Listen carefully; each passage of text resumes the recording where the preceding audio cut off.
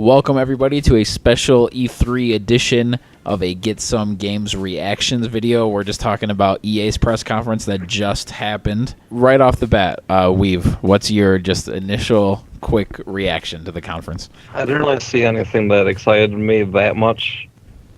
Yeah. But, told on Mass Effect, Andromeda. But, yeah, there wasn't really anything surprising besides that. Yeah, Jersey, what about you? What are your initial reactions? It had some decent moments, but it really, I felt like it fell flat.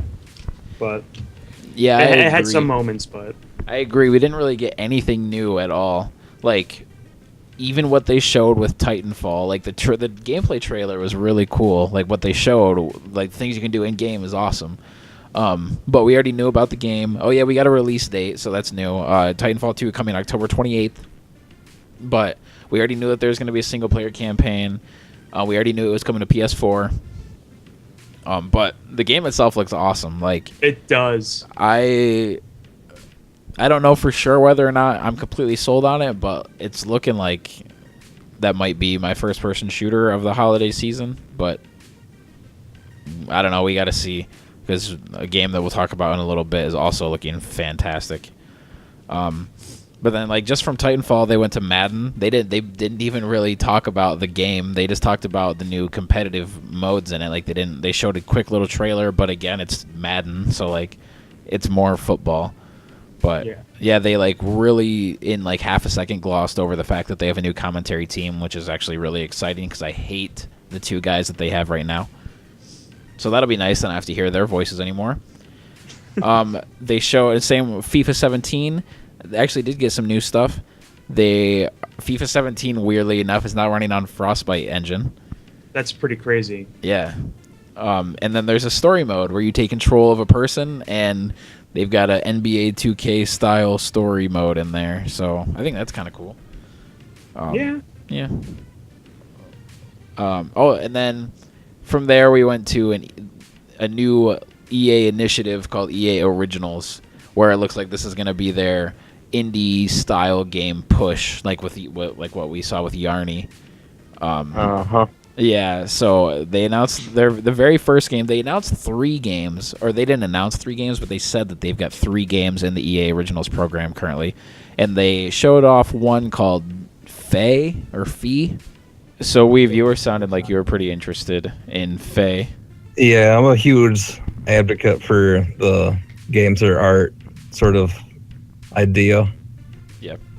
And it looks really interesting, and not enough was really said about it to make it, like, I want to play through it to know what it's about. Okay. I can respect that. I like that. Yeah, they didn't really, like, they just talked about, like, you're in a forest, and then I think they were called, like, the Silence. It's coming through and trying to ruin everything.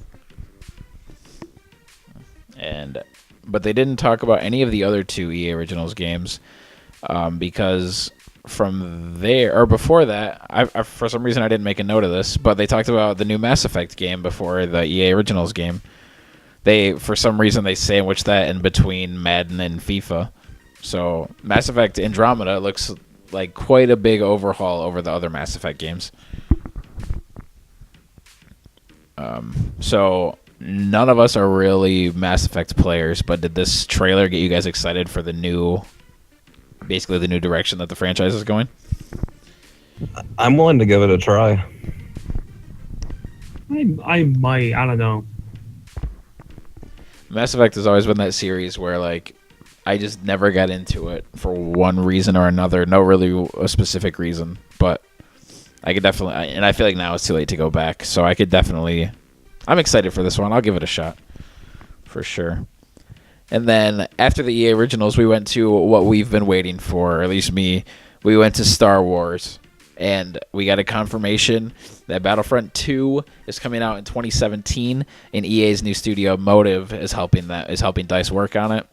And then Visceral's game, written by Amy Hennig, is coming out in 2018. We already knew that, but it's nice to hear like a factual confirmation of that. And then just beyond 2018, we've got Respawn's game, and then all the other studios, whatever they're working on. So sounds like I think we're gonna get a Star Wars game every year for the foreseeable future. Mm-hmm. And that's a good thing. That's a very good thing. Yeah. As long as they don't flood the market, one per year, I would say is fine. In different Oh yeah, genres. Yeah. That's the thing that will keep it unique is the fact that it's like, oh yeah, it's Star Wars, but games are going to be played differently anyway, so it's fine. Yeah, I really wish Visceral's game was coming out next year, and then Battlefront 2 was 2018. I really wish those two were switched since we just got Battlefront 1. But there's so many things that they can do to Battlefront to make it better. So, I don't know. I guess I could go either way, especially if they had a single-player campaign to Battlefront 2. So, and then they ended with Battlefield 1, which we already knew everything that they showed us. So, I agree with what you guys said at the top of the video, where it's just like a pretty underwhelming show.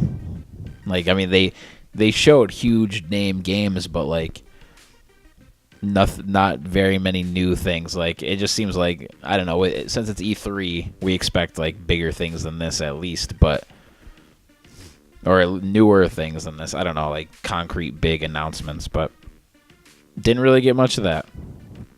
So they need to not be connected to the internet while they're working on the games in the studios. Yeah.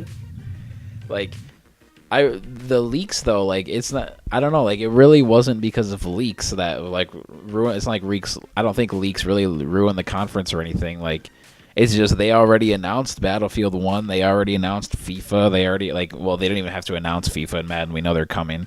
They already announced Titanfall 2. They already announced all these other Star Wars games. Like, this conference was more of like a summary of all of their announcements over the past 3 or 4 months. Maybe this is why they started like the EA Play event instead of attending E3. Yeah. Maybe they just wanted to play it safe and not look bad. Yeah, that's a really good point. And now, like, what they were talking about at the beginning of the show, where like now the games are going to be in the hands of the content creators. So then, like, you can get your Kind of Funnies and your Total Biscuit and all your Twitch celebrities and all that stuff, and like now they can go play those games and then tell us about them. Like, it seems like they can see that everywhere is shifting from, like, instead of GameSpot and IGN, people are now like, they want those personalities from YouTube and things like that. So I guess they want to get the games in the hands of those people to spread the word of their game. Well, it helps too, because if you think about it, these people are actually playing the game. Exactly. You're getting just a written review. So if you actually see physical gameplay happening with somebody commentating it, or you're not even commentating it either, if you're just visual of what it looks like, that can sway you to purchase the game. Yeah, like, I never watch actual reviews with the score at the end of them. I just go to YouTube, type in gameplay footage, click like halfway through the game, because I know that's like where the games usually pick up, and then I base my decision off of that. Yeah, exactly. And like, I think EA is really smart that they're catching on to that and where that's going, and like, it's moving away from like sites like GameSpot and IGN and stuff are now just becoming like, that's where you go to get your press releases. Like, it's less about the personality there and more of just like, here is your factual news. But with this EA event, there wasn't that much news. It was just talking about their games that we already know about. So then now, like Jersey said, they're getting the games in the hands of those people, and now just their fans can watch them play the game, and then they can be sold on it that way. So it's smart. I think it's a good idea. Oh yeah, I think it will actually help them out quite a bit too. Yeah, and it saves them money. Like EA, like they're not flying IGN and all these other places out. I mean, I don't know if they did that originally anyway, but just since we, as like a video game community, make E3 such a big deal, like, I don't know, the press conference itself was kind of like lackluster. But I think the EA Play event as a whole is probably going to be like a really big success for them, for the people that are there, for the people that want to see what's going on there. Like, I don't know. Some people like really need to see their gameplay footage. Like they're showing an hour of Battlefield 1 footage right now, and like people really like are interested in that. Whereas like with me, I just know the game exists already. I'm sold on it. I know that I just want to buy it and just wait and see it and play it for myself. But I realize I'm in the minority in that. And I think that's pretty much it. Not much else to talk about in terms of the conference itself.